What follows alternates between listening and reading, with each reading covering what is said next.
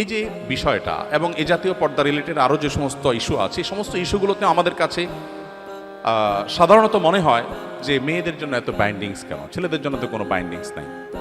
আমার প্রশ্ন হলো, আমাদের মহামান্য রাষ্ট্রপতি তিনি যদি বলেন, যিনি যখন থাকেন, আমি চেয়ারের কথা বলছি, যদি বলেন যে কতদিন একটু কারণ বাজার যে মাছ বাজারে যে একটু মন মতো মাছ কিনি না, সরো তোমরা সব, আমি একটু আজকে মন মতো একটু মাছ কিনতে যাব।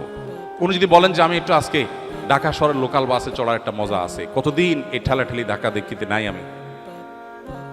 আমি একটু লোকাল বাসে পাবলিকের মতো কষ্ট করে একটু ঠেলাঠেলি করে একটু আমি যাত্রা করতে চাই, তিনি যদি বলেন এবং তিনি যদি অর্ডারও করেন, তার সে অর্ডার কি তামিল করা হবে?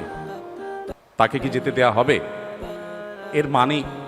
এর মানে তিনি আমাদের চাইতে কম সুবিধা ভোগ করছেন, বন্দি জীবন যাপন করছেন, তাকে কোণঠাসা করে রাখা হয়েছে, তার প্রতি জুলুম করা হয়েছে। ব্যাপারটা কি তাই?